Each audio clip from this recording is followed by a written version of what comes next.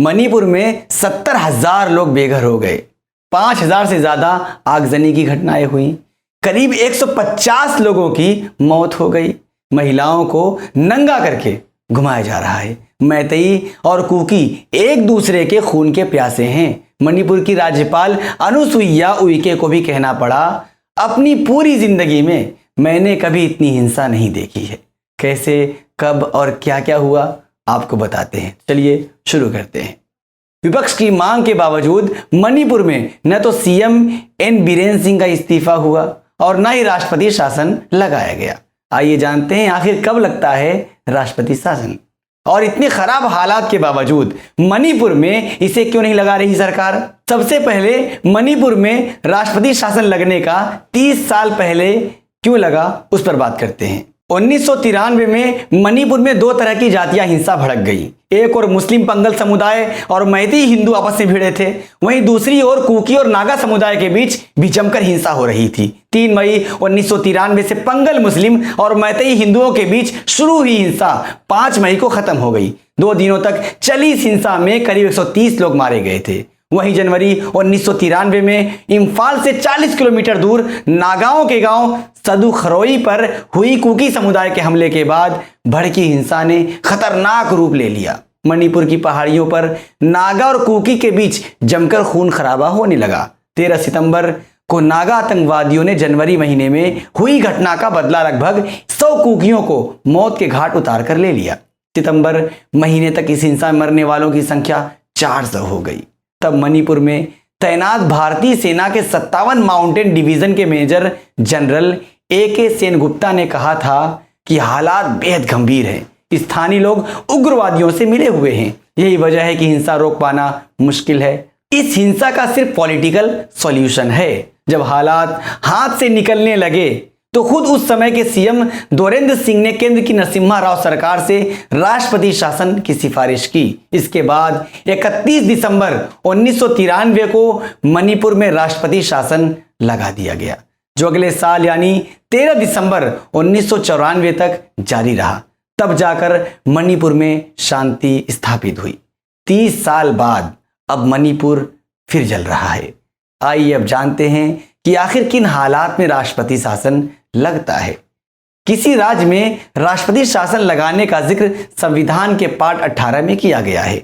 Number 1, article 355, schedule government बाहरी हमलों और अंदरूनी अशांति से किसी भी राज्य की रक्षा के लिए कानून व्यवस्था अपने हाथों में ले सकती है। आर्टिकल 356, इसके तहत इन 4 हालात में राज्य में राष्ट्रपति शासन लगाने की बात कही गई है।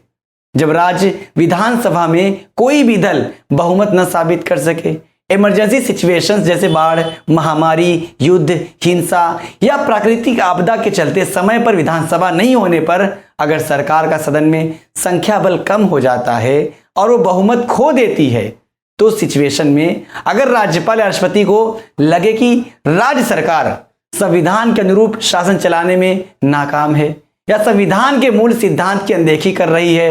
नंबर 3, आर्टिकल 365, जब किसी राज्य में कानून व्यवस्था पूरी तरह से फेल हो जाए तो राष्ट्रपति अपने पावर का इस्तेमाल करके वहां राष्ट्रपति शासन लगा सकते हैं।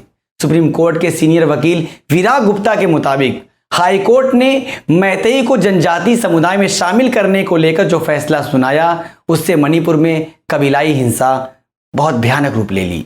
बाद में सुप्रीम कोर्ट के चीफ जस्टिस चंद्रचूड़ ने हाई कोर्ट के फैसले को प्राथमिक तौर पर गलत बताया। मणिपुर में राष्ट्रपति शासन की मांग को जायज ठहराने वाली वजह पर एक नजर डालते हैं। केंद्रीय एजेंसियों के मुताबिक मणिपुर बॉर्डर स्टेट है। यहां म्यांमार से घुसपैठ के साथ ड्रग्स के कारोबार का बोलबाला है। ऐसे में यहां कानून का शासन जरूरी है।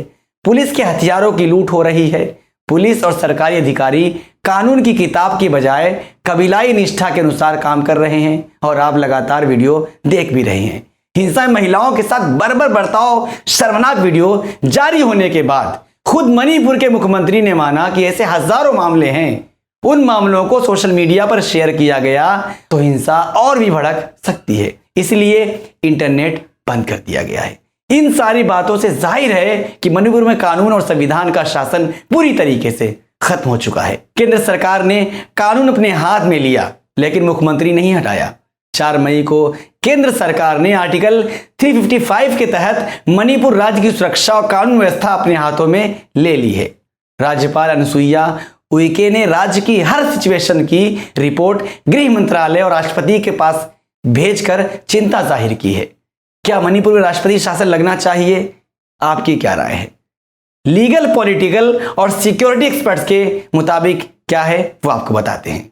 पॉलिटिकल एक्सपर्ट राशिद किदवई के मुताबिक मणिपुर में शांति स्थापित करने के लिए केंद्र को तुरंत राज्य सरकार बर्खास्त करके राष्ट्रपति शासन लगा देना चाहिए। इसके बाद एक तरफ डायलॉग और दूसरी तरफ सेना के हाथों में सुरक्षा व्यवस्था देकर राज्य में शांति बहाल की जा सकती है। पूर्व डीजीपी विक्रम सिंह के मुताबिक राज्य में शांति के लिए प्रशासन और जनता के बीच कॉन्फिडेंस बिल्ड करना जरूरी है। यह बात से ही संभव हो सकता है।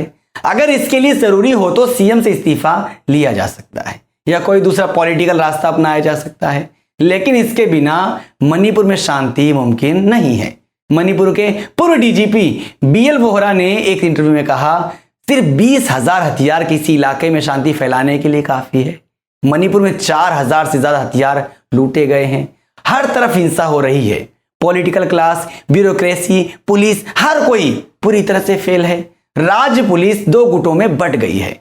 ऐसे में बाहरी पुलिस के जरिए जस्टिस सिस्टम में तेजी लाकर राज्य में शांति स्थापित की जा सकती है। सीनियर वकील विराग गुप्ता के मुताबिक मणिपुर में डबल इंजन की भाजपा सरकार है, इसलिए वहां पर राष्ट्रपति शासन की बात नहीं हो रही है। यही हिंसा अगर किसी दूसरे राज्य में होती तो वावेला किस हिसाब से होता वो सोच से परे है।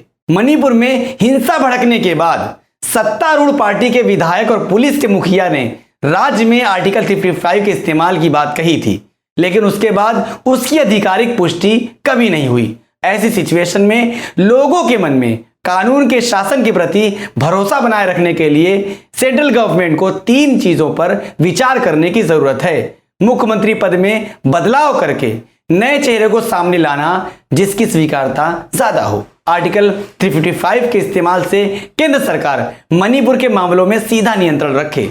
आखिरी रास्ता विधानसभा भंग किए बगैर राज्य में राष्ट्रपति शासन लागू कर शांति बहाल की जा सकती है। आपकी क्या राय है? आप अपनी राय कमेंट में हमें भेज सकते हैं। फिलहाल में इतना ही, दीजिए मुझे इजाजत।